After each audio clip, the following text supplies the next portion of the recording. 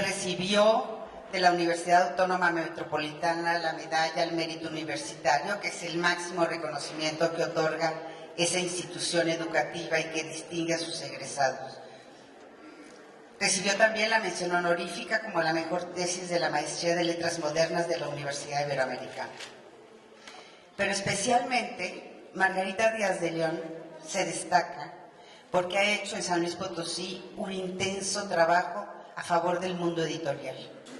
Es una tremenda promotora de las letras, desde la teoría, la investigación, la búsqueda.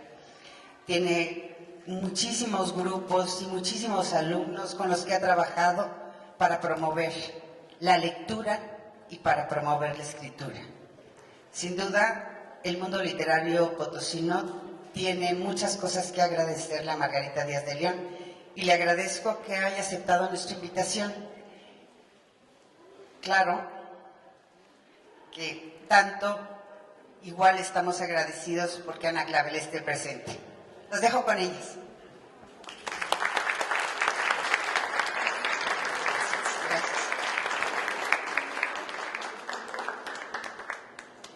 Pues es un gusto estar aquí con Ana. Agradezco muchísimo la confianza que se deposita en mí para hacer esta hermosísima presentación del deseo, ante todo. Hay una línea que atraviesa toda la narrativa de esta extraordinaria escritora mexicana y es precisamente el deseo, el tema del deseo. A mí me gustaría que Ana se autoconfigurara, nos dijera quién es Ana Clavel, desde ese signo de Sagitario, sagitariana del corazón. ¿Quién es Ana Clavel para Ana Clavel? Ana Clavel es el nombre de una chica llamada Ana Elena Gómez Clavel, o sea, no es un nombre inventado, es real, nada más que conjunto el primer nombre y el segundo apellido. Y esto lo pude hacer en particular con mucha más facilidad porque mi padre, cuando yo era muy niña, murió. Seguramente si mi padre viviera me reclamaría y me diría, ¿por qué te quitas el Gómez? En realidad lo pongo a un lado porque en realidad yo siempre traigo a mi padre conmigo, aunque no lo mencione. De hecho, mi escritura, que algunas personas dicen que es una escritura del deseo, tiene que ver precisamente con que su ausencia me marcó para estar siempre ansiando su presencia y de alguna manera entonces me puso en el canal del deseo. Mi escritura es una escritura de deseo, más que del asunto del erotismo propiamente. Te contaba el otro día, Margarita, que alguien en las redes sociales había leído una novela mía llamada Las violetas son flores del deseo. Y este chico decía en su blog que le parecía muy extraño que me pusieran el nombre de escritora erótica, porque para él yo escribía libros más complejos, más densos, que lo que luego se adjudica a literatura erótica, que suele ser como más superficial. Ahora sí que no es por autoelogiarme, pero él decía que mi literatura era más profunda. Entonces, él decía también que si hubiera un género llamado deseo, allí sí, él me pondría en primerísimo lugar. Y cuando yo leí eso me dio mucho gusto, porque justamente yo creo que eso es lo que marca mi literatura, esa suerte de poética de los deseos. Entonces, regresando al punto de ser sagitariana, lo que podría decir es que yo me defino como una escritora de deseos. Muy bien, gracias. En esta novela, Las violetas son flores del deseo, que en lo particular a mí me gusta muchísimo. Toda la narrativa de Ana es maravillosa. Ana explora el fetichismo erótico masculino. Yo siempre he pensado que qué maravilla que nos estudien a las mujeres por todos lados, que nos escriban por todos lados y que nos describan por todos lados. Y siempre me pregunto acerca de la masculinidad. ¿Cómo desea el hombre qué es ser un hombre? Y Ana, en esta novela, Las violetas son las flores del deseo, explora el fetichismo erótico masculino, la manera de mirar de los hombres, la raíz del deseo masculino, la pulsión que nos lleva a salir de uno mismo y tratar de devorar a otro. Yo le preguntaría a Ana, en ese concepto de devorar al otro, que ya lo plantea de alguna manera en la novela de Las violetas, le preguntaría si ya está esta nueva novela ahí configurada, anunciada, de alguna forma pues casi inconsciente, podríamos decir, porque pues son años antes que tú escribiste esta novela, ¿no? Entonces, ¿qué significa devorar al otro? ¿Por qué salirnos de nosotros mismos para devorarlo? Devorar al otro tiene que ver con un acto de posesión y por eso relacionado con el asunto del amor. No hay que olvidar que nuestra primera experiencia vital y amorosa nos viene del momento en que abrevamos del pecho de la madre, tanto el mundo como el primer acto amoroso. Entonces, esa parte de necesidad que nos lleva a la sobrevivencia tiene que ver con esa búsqueda de completud y en particular, como dice Jean Rostand, que es uno de los autores en los que me baso para El amor es hambre, es esa necesidad que nos lleva a salir de nosotros y que en algunos momentos llamamos amor y en otros satisfacer un apetito tan físico como puede ser el hambre.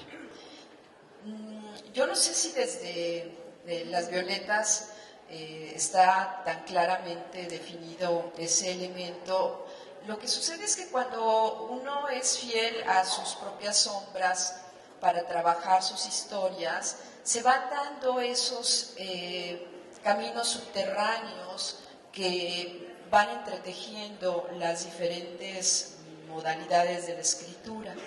Entonces, por decirles un caso, es que Dalia, no sé si podríamos mostrar ahorita la imagen, por ejemplo, de la portada del Bestiario de Amor, que es un libro que cuando yo tenía alrededor de 20 años descubrí a propósito del tema de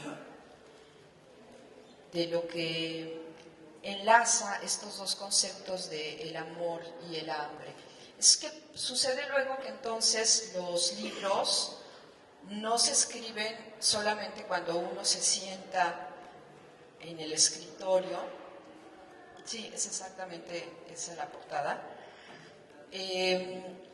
Sino que se empiezan a elaborar desde mucho antes. Y cuando yo leí, siendo muy joven todavía, este libro de Jean Rostand, que es una suerte de manual de relaciones de reproducción de los seres vivos, desde organismos unicelulares como el paramecio hasta lo que sería el ser humano, pasando por insectos, por mantis religiosas, por tortugas. El Bestiario de Amor de Jean Rostand va haciendo como una muestra de lo que es esta pulsión que la naturaleza nos imprime para buscar la reafirmación de la vida y que justamente muchas veces va asociada al acto de devorar.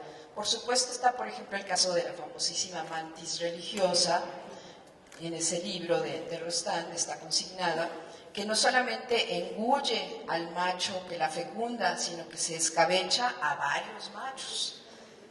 Entonces, es por llevar la metáfora a un nivel como muy literal. Jean Rostand es hijo de un escritor muy afamado, Edmond Rostand, el creador del Cyrano de Bergerac.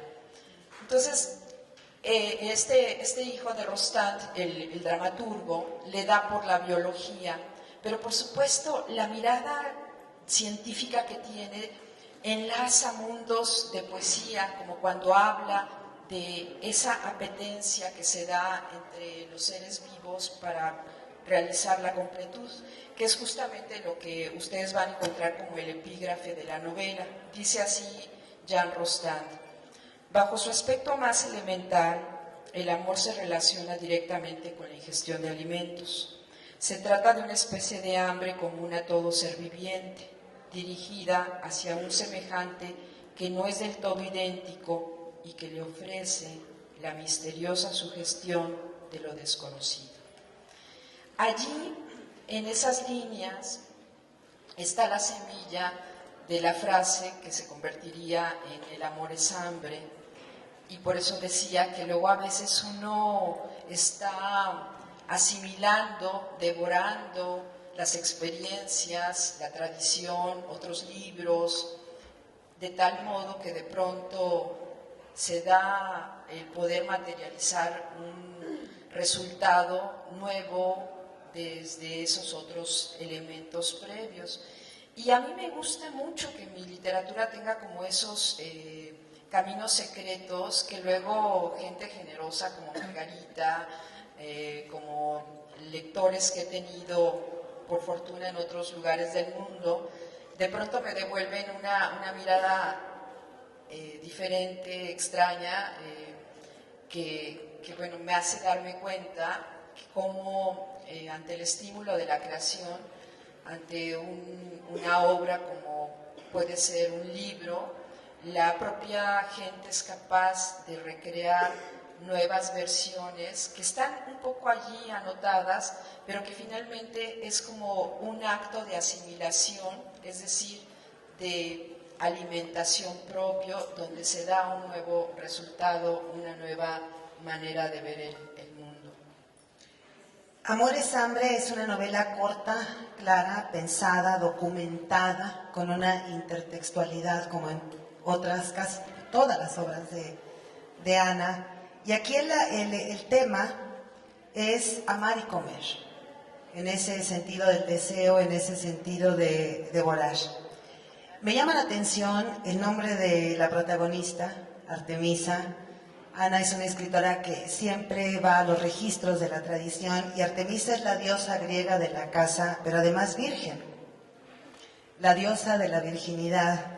Esto es como una paradoja, porque además ella alivia, Artemisa, la griega, las enfermedades, alivia y provoca también las enfermedades de las mujeres, que tendríamos que preguntarnos cuáles serán las enfermedades propias de la mujer, pero bueno. Muchos quisieron violar dentro de los relatos míticos a Artemisa, otros ganarse su corazón, pero ella detectaba los pensamientos pecaminosos y se defendía de ellos.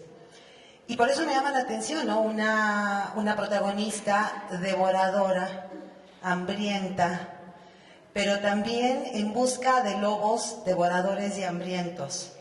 Entonces quisiera que Ana nos platicara esa paradoja o esa antítesis de una Artemisa, repito, diosa de la casa, diosa de la virginidad, como protagonista de la novela El amor es hambre. Dalia, no sé si podríamos mostrarles ahora la de la Caperucita de Gustave Doré, la primera imagen, donde está con el lobo en la cama. Es la primera, esta misma. Bueno, yo tenía una historia que contar a propósito de una Caperucita contemporánea. Se me ocurría que puesta en un bosque contemporáneo, como si fuera una urbe de concreto, un bosque de concreto, como son ahora nuestras ciudades, pues sigue habiendo la presencia de lobos y de relaciones de pronto peligrosas que tenemos que sortear a la hora que salimos de nuestras casas, seamos pequeños o mayores. Y no solamente por los peligros del exterior, sino también por peligros internos que nos llevan de pronto a explorar, a curiosear, a jugar con nuestras propias pulsiones, porque si bien es cierto que hay un lado de afirmación vinculado a una suerte de eros, también hay una parte donde tendemos hacia una especie de disolución o de destrucción propia. Esas fuerzas de tánatos y de eros que se han hablado mucho de ellas y que explican luego aparentes contradicciones que tenemos de nuestra interioridad en sombras. Entonces, se me antojaba ante la historia de Caperucita tradicional, de la cual están ustedes ahora viendo esta imagen de Gustave Doré, que es muy clásica porque en particular está en la cama con el lobo. Acuérdense esa famosa escena de cuando le empieza a preguntar Caperucita: ¿por qué tienes los ojos tan grandes? ¿Por qué tienes los brazos tan fuertes? ¿Por qué tienes los dientes y la boca que tienes, ¿no? Entonces el asunto es que pareciera que Caperucita es medio tonta para andarse arriesgando hasta esos niveles. Lo cierto es que en la semilla del cuento tenemos esa presencia de una Caperucita que está jugando, que está curioseando, que se está arriesgando a salir del ámbito seguro de su familia, de lo que la madre le ha marcado, para empezar a incursionar en el mundo. Y por ejemplo, en la siguiente imagen, allí exactamente, vemos un close-up de la mirada de Caperucita, que es un poco como la fascinación, la curiosidad, no está espantada de lo que va a suceder. Con todo esto detrás está el pensar entonces que por más que uno trate siempre de escribir sobre ámbitos diferentes y nuevos, hay una tradición que nos sustenta para hablar de cualquier tema, ¿no? Y entonces en este caso pues fue buscar las versiones previas tanto de Charles Perrault como la de los hermanos Grimm. En la de Charles Perrault nos encontramos con una Caperucita castigada y devorada por el lobo.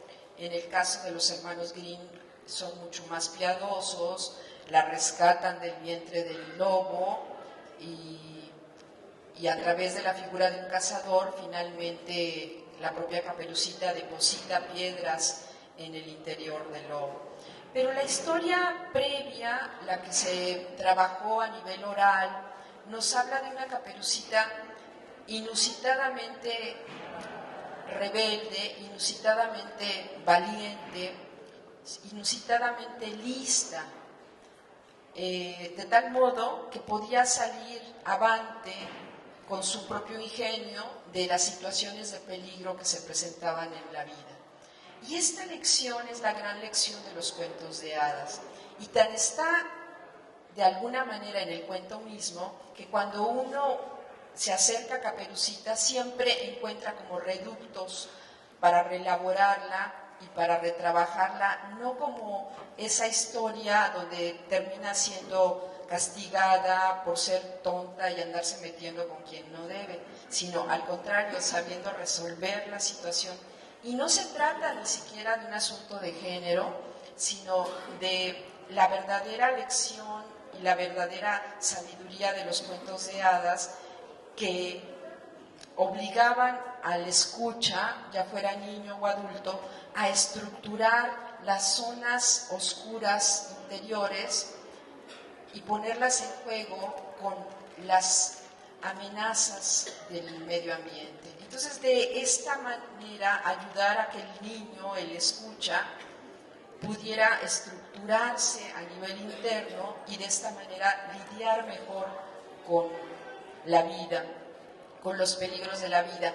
El hecho de que en el cuento original de Caperucita Roja ella resuelva la situación frente al lobo, que lo engañe, que logre escapar, es el premio que siempre se tiene en los cuentos de hadas cuando nos hemos realmente comportado bien para con nosotros mismos, cuando hemos sido lo suficientemente listos para salir avante, no porque venga alguien a resolvernos la vida, sino porque nosotros somos capaces de aventurarnos y salir bien de las situaciones de peligro. Esa es la verdadera función de los cuentos de hadas.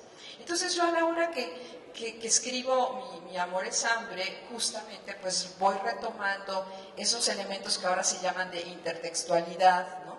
Que en realidad los escritores siempre estamos haciendo a la hora de elaborar una nueva propuesta, porque nada surge de la nada, porque hemos asimilado, hemos devorado lecturas, libros, experiencias, como seguramente les ha pasado también a ustedes. Devoramos lecturas. Somos devoradores de cuerpos textuales, ¿verdad, Ana? Sí, y bueno, cuerpos no nada más textuales. Además, de todo, nos queremos devorar todo. Una niña de 4 años, Artemisa, la protagonista, que aprende acerca de los placeres a través de sus padres. Una novela de aprendizaje, me atrevería a decir, entre tantas otras cosas. Ay, y todo el rollo que te eché y no te dije de lo de Artemisa. Entonces, como Caperucita y el bosque, entonces yo decía, ¿cómo le llamo a mi Caperucita? Y entonces me pongo a revisar posibilidades. De pronto, a mí me gusta escoger nombres que de alguna manera sean especiales, pero tampoco tan raros. Entonces, les paso ahí un tip, ¿no? Cómprense si les gusta el asunto de la escritura y luego tienen problemas para ponerles nombres a sus personajes.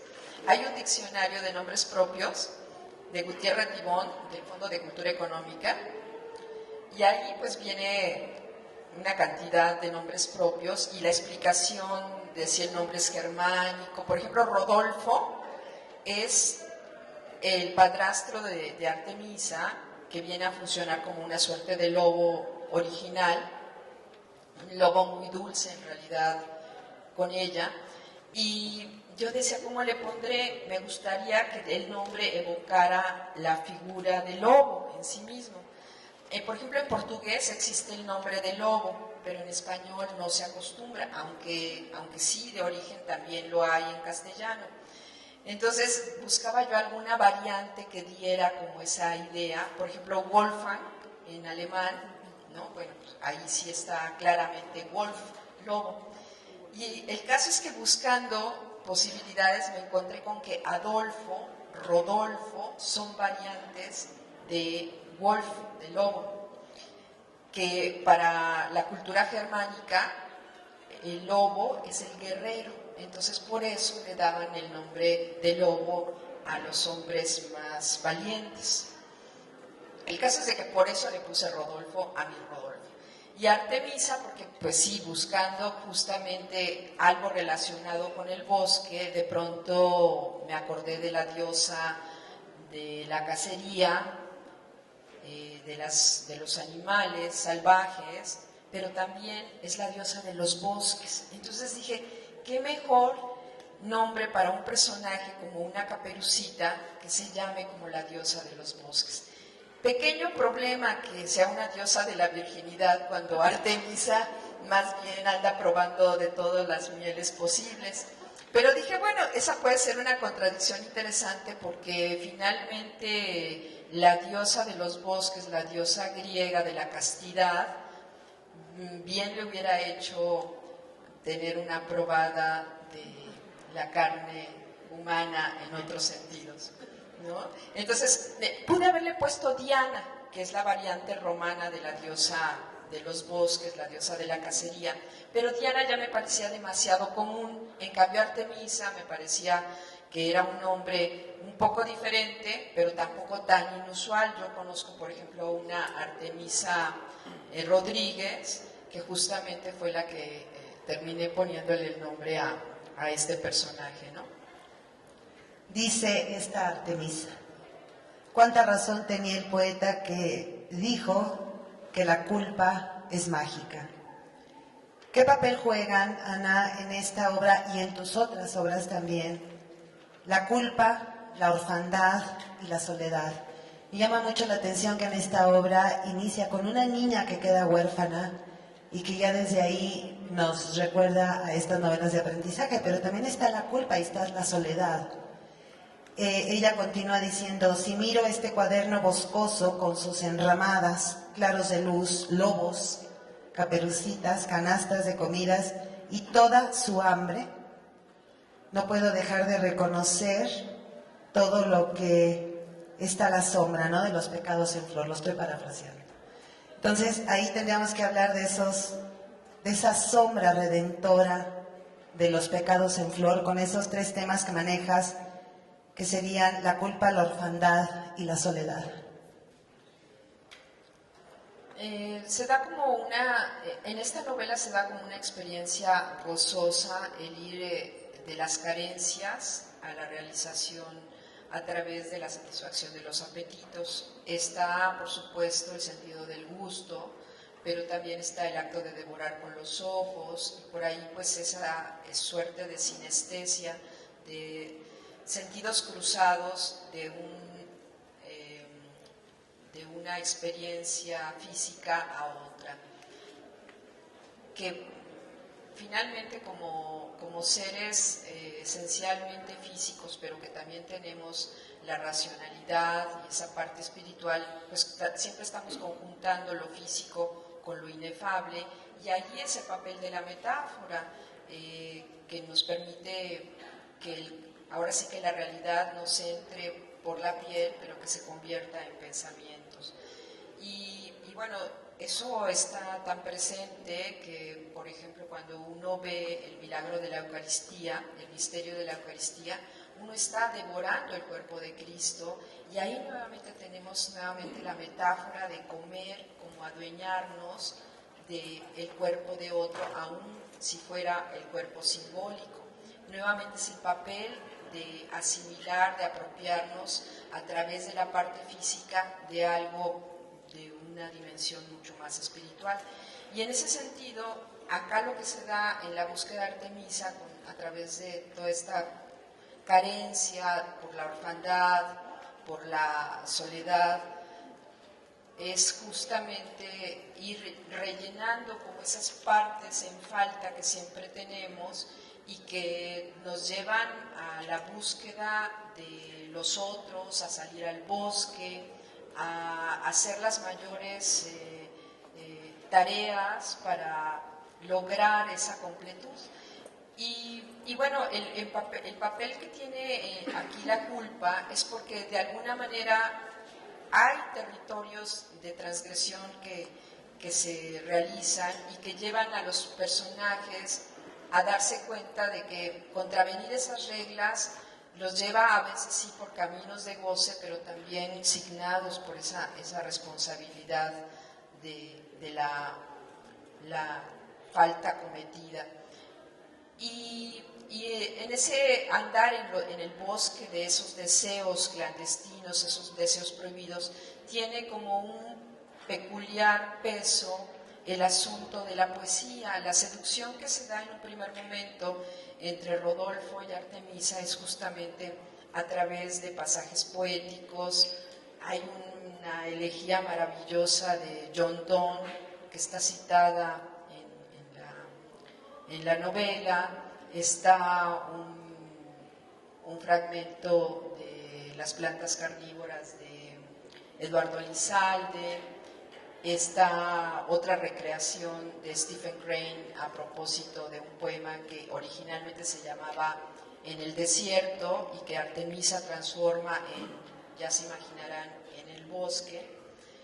Y así se van dando estos otros elementos que permiten la sugerencia, la sensualidad, sin que haya forzosamente una violentación de escenas como muy directas. Esto para mí es muy importante porque me gusta mucho el terreno de la sutileza. Creo que se puede decir mucho más a partir de lo que se calla que de lo que expresamente se dice. Y en ese sentido, el efecto que de pronto permite al lector crear en su propia imaginación lo que se está aludiendo es de una riqueza mucho mayor, porque entonces hay un ejercicio de la propia creatividad imaginativa que es a lo que nos obliga forzosamente el asunto de la lectura, que por eso es tan importante que sigamos siempre buscando estas iniciativas de hacer llegar a los jóvenes la lectura, de la cercanía con los libros, porque la manera en que podemos estructurar a nivel de nuestra propia racionalidad se da con el lenguaje de una manera todavía más plena que cuando nada más trabajamos a partir de imágenes que no nos permiten esa creatividad interior mucho más profunda. Y la literatura como un galeoto, ¿no? Como un intermediario del amor y de la seducción, y como también una potencia que abre el deseo. ¿Qué me dirías, Ana, si te dijera, y me voy a aventurar a hacerlo, que tu obra me parece la de un cuadro de Caravaggio, relacionado obviamente desde el barroco, que tu técnica está cercana al claroscuro, fuertes contrastes, unos iluminados, otros ensombrecidos, un altísimo efecto de relieve a través de una gradación de tonos iluminados y otros a lo oscuro, ¿no? Podríamos decir que cuando nos abrimos a los deseos sería el claro de lo oscurecido, que entraríamos en esa tonalidad clara de lo que tenemos a la sombra, a partir de esta metáfora que yo estoy haciendo con el barroco de Caravaggio. ¿Cómo ves? ¿Qué me dirías, Ana? Cuéntame. Yo soy muy visual, me alimento mucho de las imágenes. Cuando estoy trabajando una historia, veo grabados, veo fotografías, veo mucho cine, por supuesto leo mucho, pero también me alimento de lo visual. Y lo visual no nada más a nivel de imágenes como pueden ser las de Caravaggio, que por supuesto es un pintor que me fascina, también con la experiencia real. Por ejemplo, hay una parte en la novela que tiene que ver con las plantas carnívoras. De pronto, pues si hablábamos del hambre, se me ocurrió introducir el elemento de las plantas carnívoras como una exploración a propósito del acto de devorar. Por supuesto, para eso tenemos la imaginación. Cuando alguien piensa, por ejemplo, en una obra de ciencia ficción, cuando tenemos una novela como la de Viaje a la Luna de Julio Verne, pues obviamente Julio Verne no tuvo necesidad de ir a la Luna para contar lo que allí desarrolla. Para eso está la imaginación. Por supuesto, hay toda una documentación para hacer creíble, verosímil lo que se cuenta. Pero finalmente, cuando tenemos la posibilidad de acercarnos a una realidad X, es mucho más fácil también encontrar algunos elementos. Si ahora vemos, por ejemplo, la primera de las plantas carnívoras, la que... Sí, exactamente, esa famosísima planta carnívora que es la Venus atrapamoscas, pues uno recuerda en la imaginación esta suerte de boca de dos labios abiertos y las púas que de pronto encontramos allí, pues dan esa idea justamente de la amenaza de ser devorado, ¿no?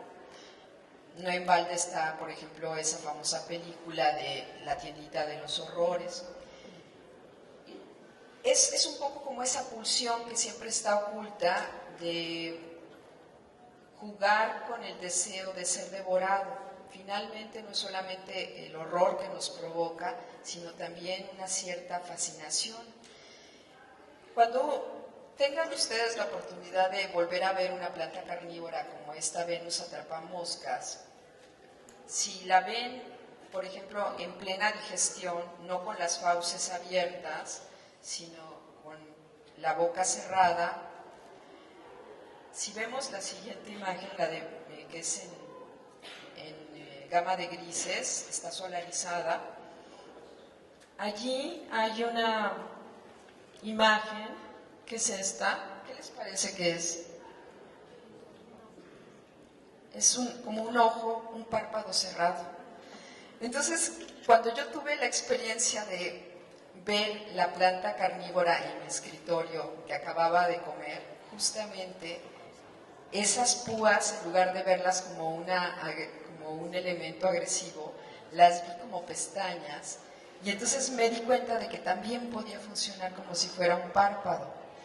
Eso, pues solamente porque tuve la experiencia cercana de, ahora sí que conseguirme mi planta carnívora. Y entonces ahí es donde yo hablo de cómo se cruzan elementos que cuando uno está ávido de asimilarlos, cuando está uno abierto a esas posibilidades, se dan esas otras lecturas. Y así fue como metí el elemento más cruzado de que las bocas podían ser como ojos hambrientos, ¿no? Que respalda más la idea de esta Caperucita, que además entonces dije, la voy a describir como con grandes ojos para devorar mejor, ¿no? Cuando su madre descubre que tiene ojos grandes, juegan ella y el padre de Artemisa a decir, ¿y para qué tendrá esos ojos tan grandes? Pues para comernos mejor. Y ahí estoy haciendo también alusión a la historia de Caperucita. Entonces, todos esos elementos se van armando. Y, por ejemplo, la experiencia de escribir novela es fascinante, porque cuando uno se da el tiempo para estar allí, es de una recreación, es como estar en un mundo extraño, como casi poseído, ¿no? Y se van dando esos cruces en la medida en que uno está por completo volcado a esa experiencia de estar metido en la urdimbre de una novela, ¿no? Ahora sí que si no han tenido la experiencia, les convino a que empiecen a hacerlo, a escribir, y que se metan en esos mundos interiores. No importa que la realidad les toque la puerta, ustedes de todas maneras traten de estar en esa burbuja y van a encontrar pues el paraíso de lo que es estar metido en esa alquimia interna, que en realidad es como la mejor forma de estar con uno mismo. Es uno de los momentos de mayor plenitud que se puede tener con la propia individualidad, esta parte de la creación propia. En esa urdimbre de la creación. Nos dices, y parafraseo un poco, lo prohibido tiene dedos, tacto, por eso nos tienta. Es que siempre pensamos con el cuerpo, lo prohibido te acaricia, te colma, y yo te digo, querida Ana, es cierto. Entonces, tendríamos que verlo desde la propia experiencia. Ana, que tus libros están relacionados, este libro, El amor es hambre, y tus anteriores novelas, incluso hasta un libro de microrrelatos, corazonadas, de aforismos, se encuentra ahí y nos encontramos ahí, nos vemos reflejados ahí como las bestias feroces de un Nietzsche. Consta que pronuncié la E al final, Nietzsche. De un Nietzsche vitalista. ¿Será que el deseo, esa tentación, ese comernos el cuerpo del otro, tendrá que ver con el vitalismo? ¿Será eso vivir con todas las ganas de vivir y vivir en peligro además, como siendo una caperucita en medio del bosque? Sí, ¿no? Al límite de tus propios deseos. Sí te da ese vitalismo, y por supuesto está ese filósofo de la carne que es Nietzsche. Pero digamos que ese es un plano como un poco más filosófico, más etéreo. A mí me gustaría contarles una anécdota que está en la hechura de El amor es hambre, a propósito de las carnívoras. Hay pues mucha documentación para poder hacer creer a un lector que uno sabe de gastronomía o uno sabe de carnívoras, pues uno se tiene que documentar muchísimo. Y en particular, en la imagen de las, esas son sarraceñas, que son como unas trompetas, y si ven que tiene como una lengüeta, esa es la que se cierra cuando entra un insecto al interior. El insecto es atraído porque hay mieles alrededor de la boca de la planta carnívora. Decía Darwin, que fue justamente el que primero las estudió en su libro sobre insectívoras, que las carnívoras son animales disfrazados, o sea, se hacen pasar por plantas, pero en realidad son animales acechantes. Esa descripción, bueno, no me van a negar que es fascinante. Justamente esta pues es una boca como muy vertical, y cuando la busqué en función del personaje de Mirna, que es la madrina de Artemisa, que es bióloga y que es como un poco lejana, ajena a lo que acontece en la casa, se me ocurría que, como le suele pasar a muchos de los científicos que viven en su mundo alejado de la cotidianidad, andan como navegando por otras esferas, y se me ocurría que ella pues estaba con sus investigaciones de bióloga, pero que en particular tenía una pasión que un poco la traicionaba y la revelaba, que era que ella era la que tenía el jardín de carnívoras. Y aparte de leer, como les decía, ¿no?, este libro de Darwin, hay otro libro muy afamado de lo que son las carnívoras, que ahora está circulando en internet y cuyo nombre ahorita mismo no me acuerdo, pero bueno, ahí está también detrás. El caso es de que en toda esa investigación a mí escogí las sarraceñas porque me gustaron, me parecieron hermosas. Y de pronto consulté a una chica de unos viveros de Xochimilco, al sur de la Ciudad de México, que tenía justamente venta de plantas carnívoras. En ese intercambio, cuando ella me mostró sus sarraceñas, me dijo que tenían una miel tan dulce que uno podía pensar en un sabor exquisito cuando se animaba a pasar el labio, la lengua por la boca de la carnívora. Y entonces yo me quedé maravillada porque dije, bueno, esto me lo está diciendo de este modo porque evidentemente ella lo probó. Y bueno, como sucede con todo lo que ustedes le puedan decir a un escritor o a un creador, todo lo que digan podrá ser usado en una novela o en un libro.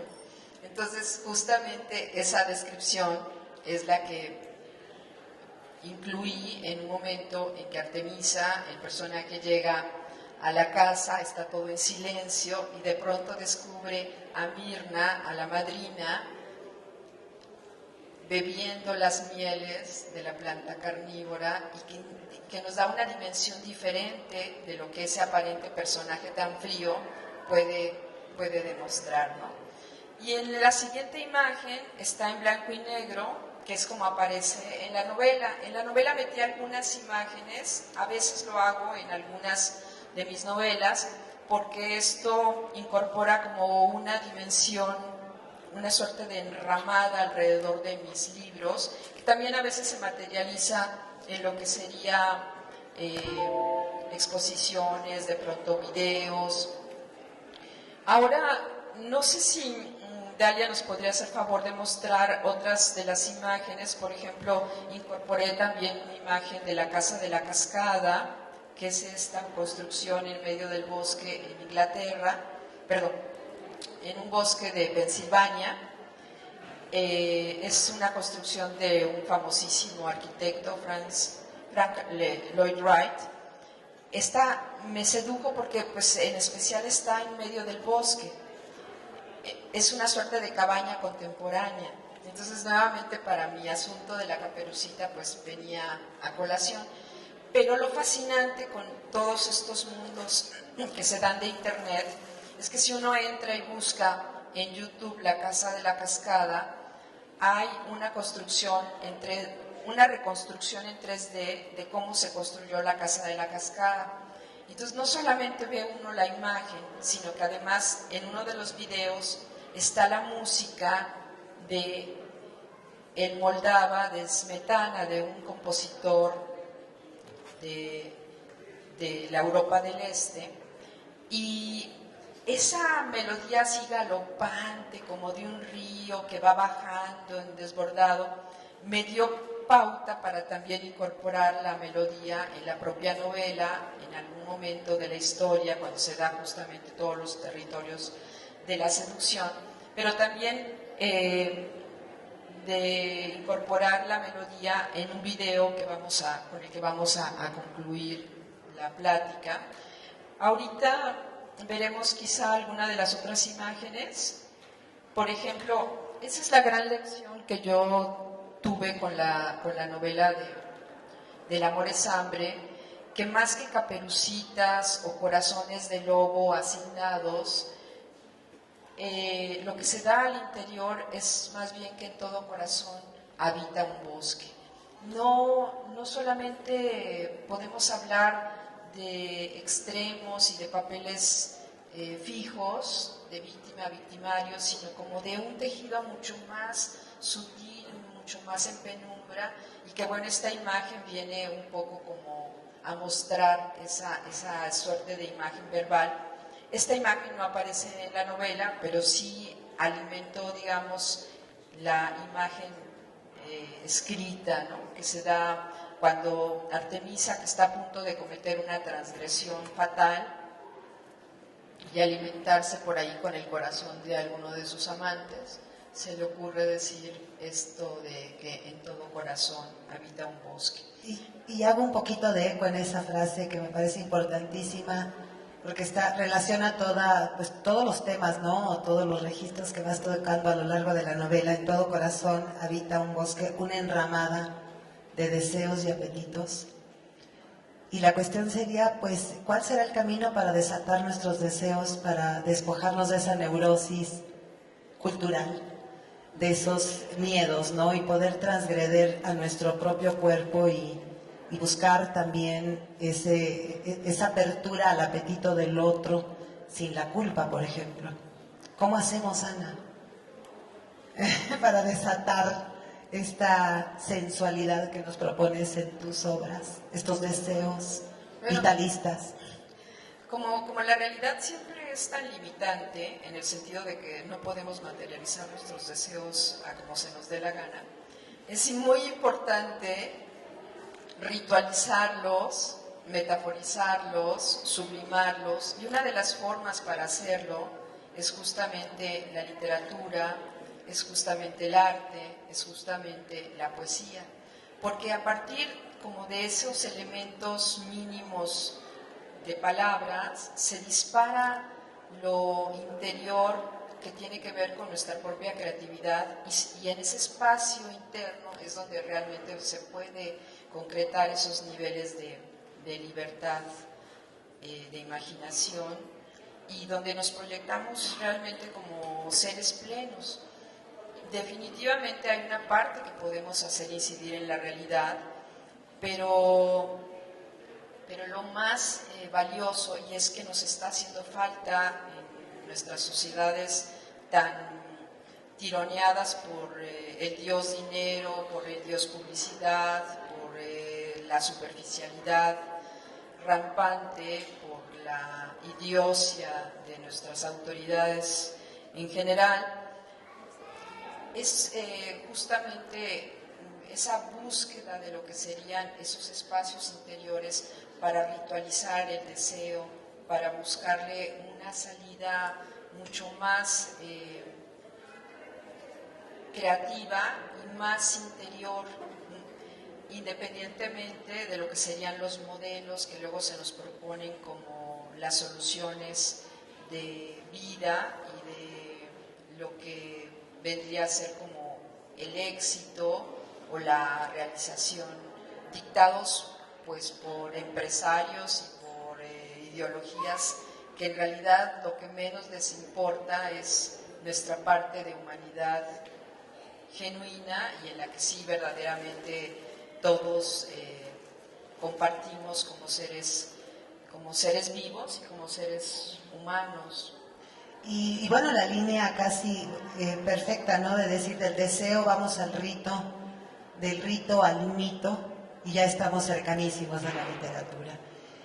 Tú quieres terminar con un video y después yo les propongo que vayamos en busca de cuerpos, de libros, de una buena mesa y nos devoremos al mundo entero como podamos y desde donde podamos, y terminamos con el video de Ana Clavel. Bueno, este video tiene 4 minutos, tiene frases de la novela, son imágenes que tomamos una amiga fotógrafa y yo, y a propósito de una amiga actriz a la que vestida Caperucita roja, en este caso Caperucita oscura porque es blanco y negro. Te tienes que salir a la anterior, no la carpeta de imágenes, no.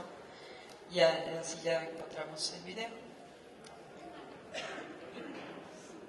Hay un video allí. Es que no ven. Ahí está, mira, video, el amor es amor. Sí, esta es.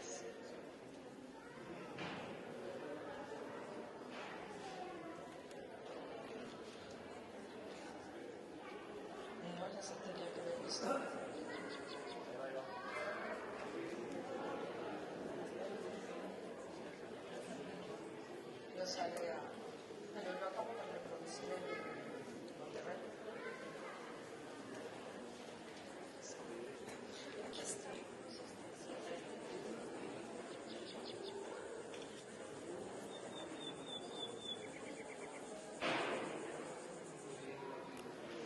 Bueno, no, ahorita la tecnología nos está traicionando.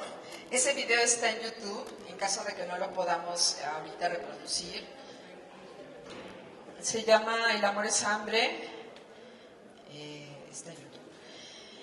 Y bueno, a lo mejor lo que podemos hacer, lo que vemos, si se puede mostrar, invitarlos a que comenten, a que hagan preguntas. Sí, hay preguntas para Ana Clavel, que ojalá que haya muchas, acerca de lo que hemos comentado hasta ahora, para ver si podemos ver el video. Preguntas por ahí.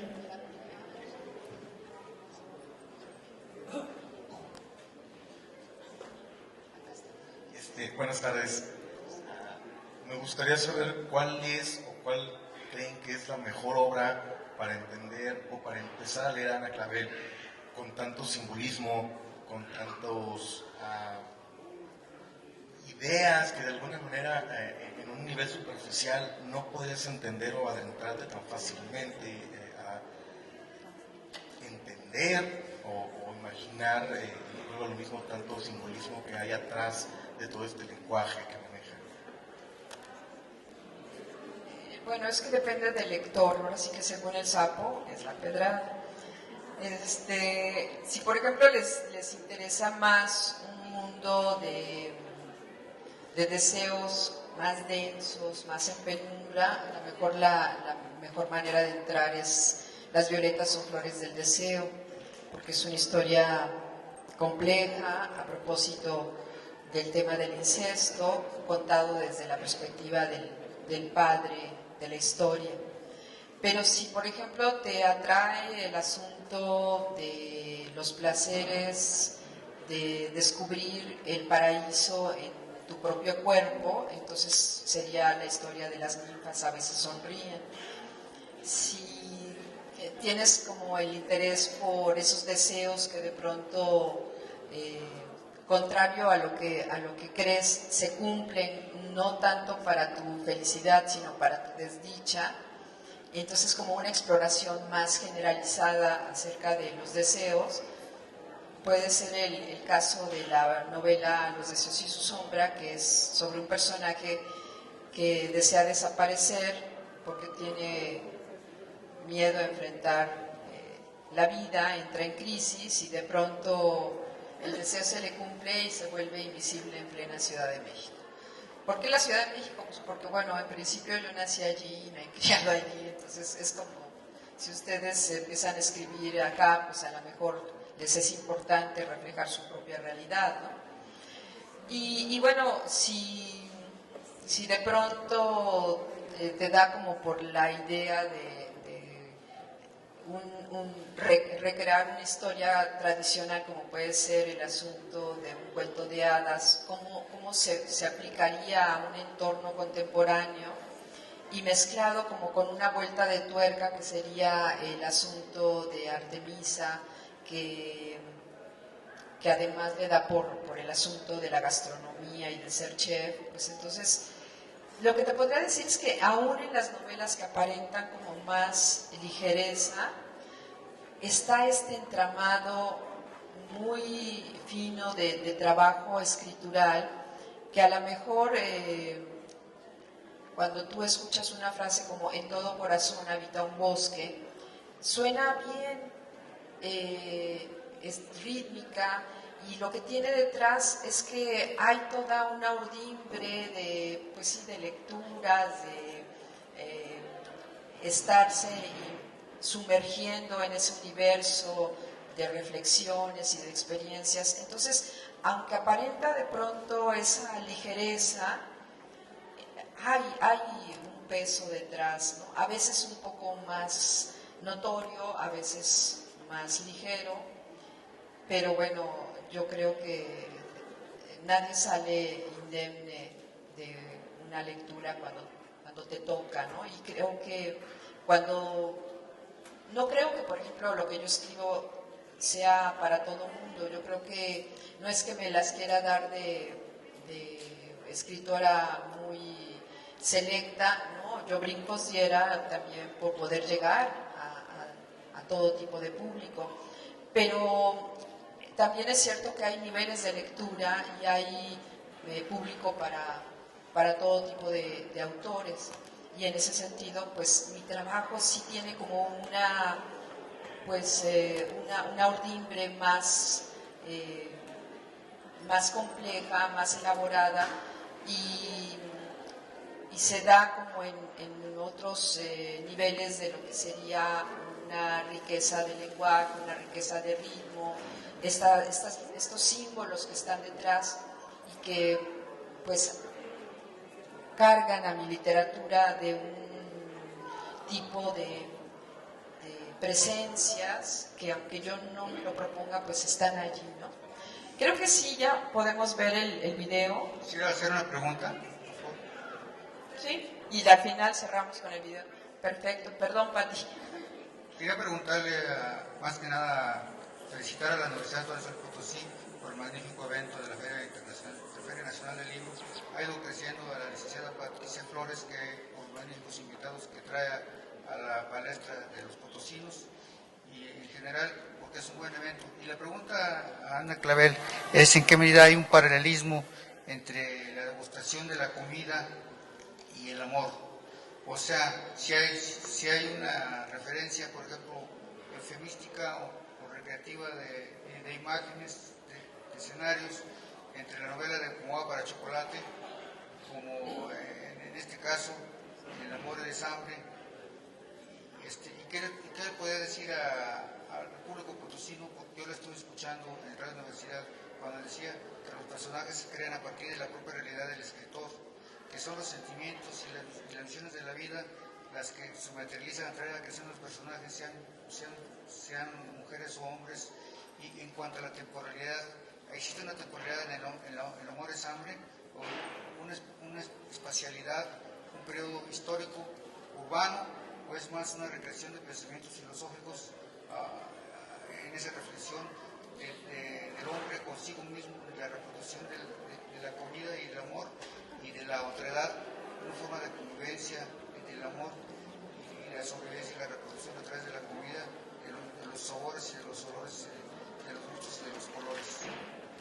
le puede decir a Es una... un escritor en cierres? Es increíble la pregunta porque es también un comentario muy atinado de todos los registros que sí se dan en El amor es hambre, y que, pues sí, efectivamente, en la entrevista que tuvimos en Radio Universidad mencionaba yo algunos elementos. Sí, el asunto de Como agua para chocolate, es que esa novela, a mí sí me gusta Como agua para chocolate, me parece una novela bien escrita, bien estructurada, bien entramada, y que gana un territorio que de alguna manera se había mantenido apartado de los grandes temas literarios, ¿no? Que es la comida. También es cierto que como fue tan exitosa, mucha gente la menospreció, porque muchas veces se cree que lo que vende no tiene calidad. Yo creo que en el caso de Como agua para chocolate, sin que sea tampoco la educación sentimental de Stendhal, tampoco vamos a decir que tiene esas profundidades, pero sí es una novela bien escrita, bien llevada, bien, no todo tiene que ser absolutamente complejo y denso, ¿no? Y en ese sentido, decía yo que inauguró allí un espacio, por más que, bueno, haya, digo, el mismo diálogo platónico del banquete de Platón, en términos de justamente un acto público como puede ser alimentarse en compañía de otros, ¿no? Entonces, de alguna manera el asunto de la comida ha estado, pero esta novela lo ha tratado un poquito más en específico. Ahora, les decía de que tuvo mucho éxito y también de que de pronto se asignan como ciertos territorios, como puede ser el erotismo, como puede ser el asunto de la comida, como temas más femeninos.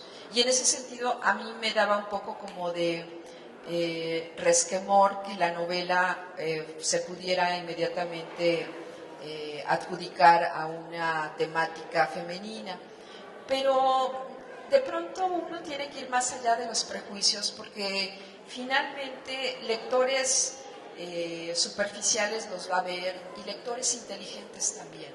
Entonces, finalmente uno va buscando su propia propuesta. A mí me parecía una vuelta de tuerca necesaria e importante para esta Caperucita, que ella misma devorara, que ella misma se volviera una especie de gourmet, ¿no? Y más en estos tiempos de gastronomía, que ella pudiera dar sus propias recetas, ir como a la cacería de sus propias presas para alimentarse en un sentido literal, pero también en un sentido metafórico. Entonces, pues bueno, ahora sí que están todos esos elementos implícitos.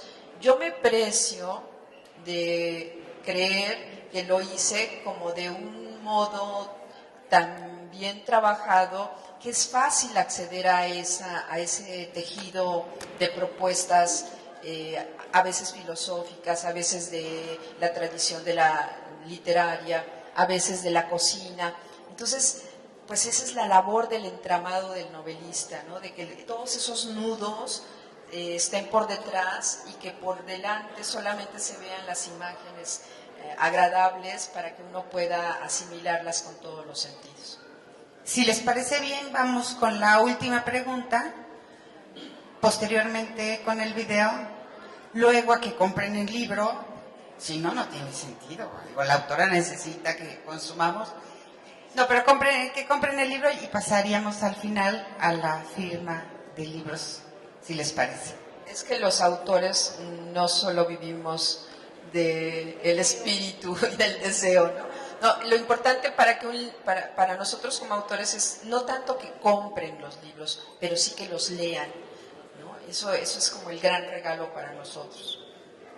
Hola, yo tengo una última pregunta. Primero un agradecimiento porque creo que mediante tu plática nos has involucrado al proceso creativo, que respecto a eso yo tenía preguntas y ya has resuelto bastantes. Pero me queda la duda en los últimos capítulos, precisamente en donde dices lo de en todo corazón habita un bosque, hay fotografías tuyas. Entonces, no sé, quisiera que nos contaras un poquito al respecto, cómo surge la idea involucrar fotografías tuyas también en el apoyo visual del texto. Es un juego, ahora que están tan de moda las selfies, pero que acuérdense que la selfie es como la parte banal de lo que antes se llamaba autorretrato. Entonces, a mí me parecía simpático, interesante, jugar con un nivel de lectura a propósito de este cabello que tengo como boscoso, y entonces ponerme como si fuera yo una especie de cazadora entre mi propia enramada con mi cabello. Y entonces jugué como hago luego los videos, como hago otras propuestas aledañas a mi escritura. Me tomé esas fotos que no son selfies porque allí había una propuesta más definida en cuanto a este universo de la propia novela, y por eso son autorretratos. Y meto dos porque de pronto es como jugar con la posibilidad de que la autora es el personaje de la novela. No es el caso, no, desafortunadamente, a mí no se me da también lo de andar de cazadora por los bosques con tal éxito como Artemisa, ni la cuestión de la gastronomía profesional como a ella, entre otras virtudes, ¿no? A mí mi universo tiene que ver con las palabras, pero entonces era como jugar con esta posibilidad que cuando nosotros leemos una historia en primera persona, muchas veces tenemos la tentación de creer que el narrador es la misma figura que el autor. Y entonces empezamos a tratar de buscar como esos elementos de conexión entre una vida y otra.